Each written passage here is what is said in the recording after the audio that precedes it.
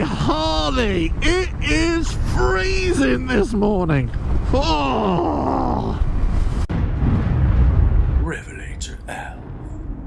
Hello, welcome to RevelatorAlf. Hope you enjoyed the channel and the series of videos. Please like, share, subscribe, leave loads of comments below. Check out the website RevelatorAlf.com and links in the description below for all that goodness in there. Right, yeah, it's absolutely parky this morning, and look, I'm hardly dressed for the occasion in my normal trousers. But there you go, that's the way it is. Now, everywhere is cold. We're kind of right in the depths of winter here in the UK, and it's my temperature gauge is well, that's even broken because it's so cold. But anyway, look, it's not about winter riding, this video, you'll be pleased to hear. No, this is about urban riding on your Harley. Should you be riding a Harley in the city, in traffic, and is it any good for your bike? And are there better bikes more suited to it? So let's get through this traffic and let's have a debate.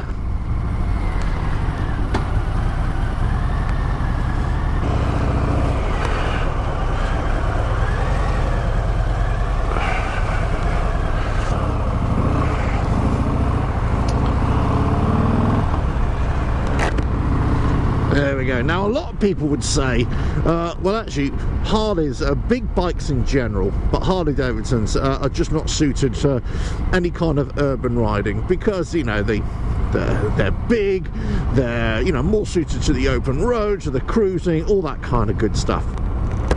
Look, I think it really depends on what kind of bike you're riding and what the traffic density is. You know, if you're riding a smaller bike, maybe a street bob or a Sportster, for example, or even a fat bob, they're very sort of slimline bikes anyway, so that isn't really an issue. What about the gearing? Well, the thing is, you know, Harleys have got long gears anyway, but there's a lot of low down torque in the sort of first and second gears. So you don't really need a lot just to be chugging along at low revs, so they can handle it in that respect. Where I think Harleys, do you know what? All motorcycles suffer from this a little bit. It's the clutch. You kind of get this sponginess on a clutch anytime you're doing a lot of urban riding, a lot of city streets riding. It's almost like you lose a little bit. It's almost like you're burning out the clutch a little bit. So you've got to be quite a little bit liberal with the clutch, not overuse it. And maybe that comes down to gear selection as well. You can go with the traffic flow as I am here now, and there's hardly any traffic now. Just kind of one of these feeder routes into the town centre. But, you know, you kind of have to just go with the traffic when you can. And then when you can't, I mean, here in the UK, we're allowed to filter. So we just get in and out of traffic the best way we can. Now, are Harleys the better bikes for urban riding? Well, in my opinion, no. Because I don't think many big bikes or big long gear bikes are very good at all. The ultimate, you know, urban riding, a city bike, is actually a small compact bike, maybe even a moped, something like that, or, you know, a Lambretta or Vespa or something like that. Something that's very nippy, can get in and out of traffic, very slimline, easy to manoeuvre, something like that. Now, that being said, this comes down to style as well, what kind of style that you prefer, if you're into those kind of bikes. So all I would say about, you know, that if it's really heavy, dense traffic, you might have to work a little bit harder on a bigger bike. Let's say on a Harley, something like that. Now, I'm on the Sport Glide here, I've still got my panniers on. No issues at all, really. I mean, look, it isn't exactly dense traffic right now. It's nearly 11 o'clock in the morning, and it's one of those things. But here, look, I've got a little bottleneck coming up, and I'll show you what I mean. You kind of have to ride the lanes here. Look at the gaps. Look ahead. See where any gaps are and where you might be able to get through. Now, I've got to say, in my experience, car drivers these days are a lot more bike friendly in that they're looking out for bikes a lot more, trying to make spaces. But sometimes you just have to go with what you know and just help yourself along a little bit and find the gaps, create gaps, and then sometimes you just have to be a little bit more patient. So right now, just going to go through here, going to go through here,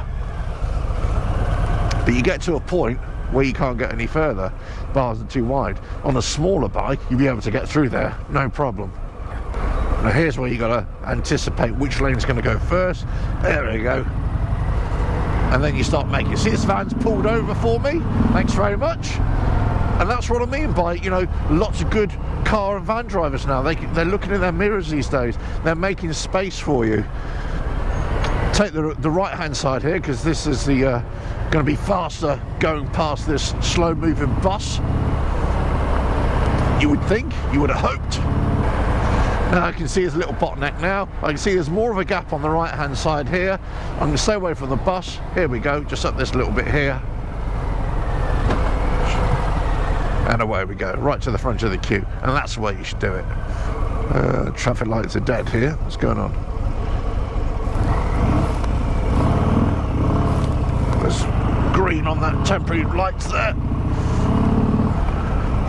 And it's free!